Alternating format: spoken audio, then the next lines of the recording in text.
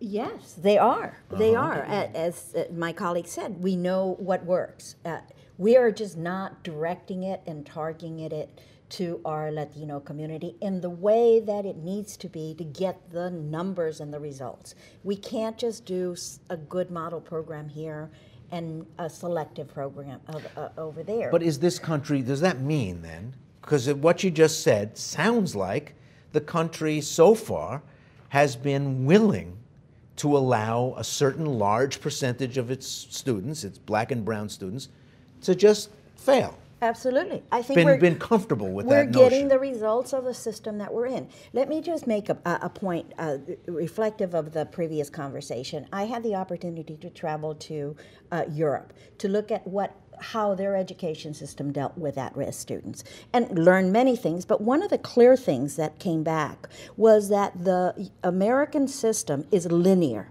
You have one path, it's vertical, you move forward through it, and if you somehow don't keep pace, you're out of the system and you can't come back in. Mm-hmm. We have very it's like the little. Garden of Eden. Absolutely. So if you're a successful student, you're walking there, yes, we know what works for that student. What we don't focus on is what is that alternative paths that we need to have all the way through the system to give a second opportunity, a third opportunity, an enriched opportunity, not a lesser than.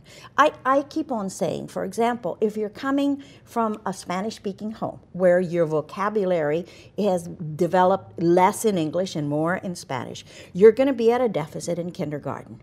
Well, what do we need to do? Teach them stupid, low-down English, or do we need to enrich? Do we need to enrich the whole language acquisition? And in both languages, value what the child is bringing to that class. It's an enrichment directed to the needs of that child. And throughout, it has to be much more what we know is happening in the home for some kids and not happening in the home for the kids that we're interested in, that our schools have to be providing that in a flexibility that gives ongoing opportunities, supports, and enrichment for that student. Susan Abravanel, can school systems that can't rebuild crumbling walls, supply basketballs for the gyms, and have teachers buying their own classroom materials also provide other paths to graduation, parallel systems of progress? Yes, I think so. First of all, I do want to take exception. I don't think there is a teacher in America who really wants to allow her students to fail, his or her students to fail. I think all teachers, at the end of the day, really want their students to be successful. I think what we need to do is to help them find some of those alternative models. I also think that there are a number of alternative models out there. There are a number of alternative schools. There are a number of charter schools. The whole movie that is receiving such acclaim these days, Waiting for Superman, is built one after the other on a series of charter school experiments and that are working and that are showing the results that are not happening necessarily within the traditional public system. What we need to do is to be able to open up some of the restrictions within the public bureaucracy, within the public system, to allow some of these alternative models that we know are effective, that we know work, to have some play.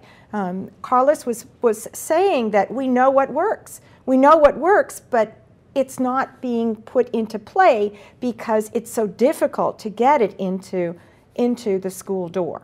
And so I think really we can look at something like, for example, service learning, an opportunity that takes young people, that gives them, instead of being always served, it gives them the prestige of serving. It gives them the opportunity to give back to their community and presents it as a challenge so that it's not just a feel-good, it's not just a community service opportunity for them, it's giving them a real community problem, a real issue to solve, and then asking them to apply knowledge and skills to the solution of that situation.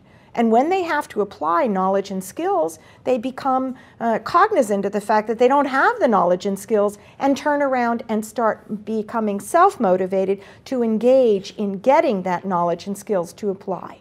And if we had more support for something like that, it would also bring in the door members in the community who will support that kind of an adventure.